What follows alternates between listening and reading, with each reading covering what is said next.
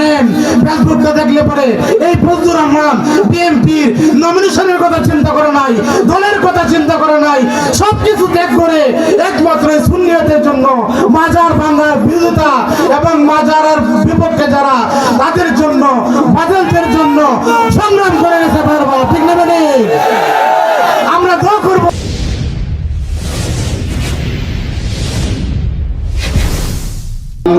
ইসলাম কাঞ্চুর সাহেব 5 মিনিট সময় দেওয়া হলো। একদম চুপ করে বসেন, আমাদের প্রধান আকর্ষণ সামনে আসা আইতেছে, আমরা ধৈর্য ধরে বসেন, একটু সময় বসেন, বেশি সময় না। আজকের মাহফিলের সম্মানিত প্রধান অতিথি পীর মুফতি গিয়াসউদ্দিন সাহেব, আর বিশেষ করে আজকে আপনারা ইটনাবাসী অত্যন্ত আনন্দের সাথে বলা উচিত, যার কথা না বললে না হয়, যে আমাদের জননেতা অ্যাডভোকেট ফজলুর রহমান সাহেব এবং সকলের প্রতি সালাম। আসসালামু আলাইকুম ওয়া রাহমাতুল্লাহি ওয়া বারাকাতুহু। সালাতুল ইয়া রাসূলুল্লাহ আলাইকুম, সালামুন ইয়া হাবিবাল্লাহ আলাইকুম, সালাতুল ইয়া রাসূলুল্লাহ আলাইকুম, সালামুন ইয়া হাবিবাল্লাহ আলাইকুম, মারহাবা ইয়া মারহাবা ইয়া মারহাবা, রাহমাতাল লিল আলামিন, মারহাবা জালু আয়াম কা মুবারক নাম হ্যায়, জালু আয়া রহমাতাল আলামিন হ্যায়, বালাগাল উলা বিকামালিহি কাশাফাত বিজামালিহি হাসনাত জামিউ খিসালিহি সাল্লু আলাইহি ওয়া আলিহি। আলহামদুলিল্লাহ, আজকের আমাদের বয়ান করার জায়গা নয়, 5-10 মিনিটে বয়ান করা সম্ভব না, কোনো দিকে আলোচনা যাওয়া যাবে না।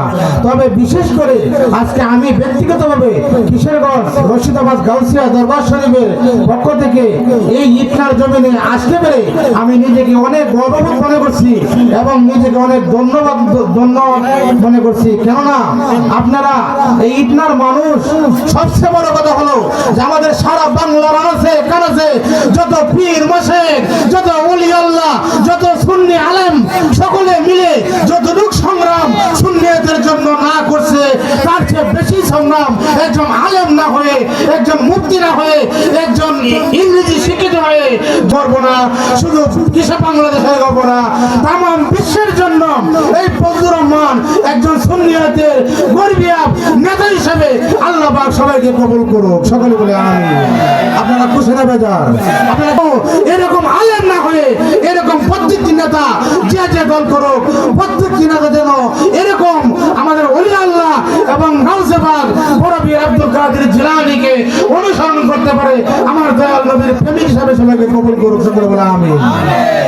আপনারা কি জানেন, আমরা যখন ফেসবুক দেখি, আমরা জননেতা ফজলু ভাইকে দেখে আমরা অত্যন্ত গর্ববোধ করি যে সে কি করছে, বিএনপি তাকে পরিষ্কার করছে, তারপরেও সে সুন্নিয়ত ছাড়া নাই, বিএনপিতে পরিষ্কার করছে, তারপরেও সে মাজারের বিরোধিতা করে নাই, মাজারের পক্ষে থাকিয়া সমস্ত ওয়াহাবি আলেমদের বিরুদ্ধে এখন পর্যন্ত প্রতিবাদ জানাই যেতেছে।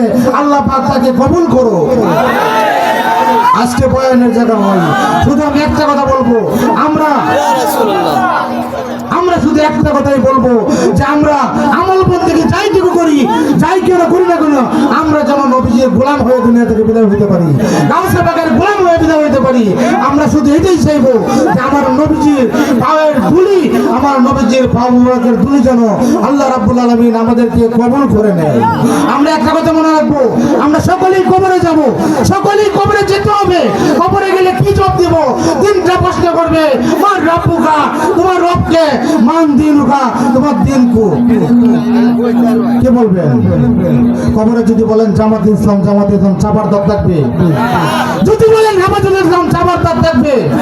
কবরে বলতে হবে কি?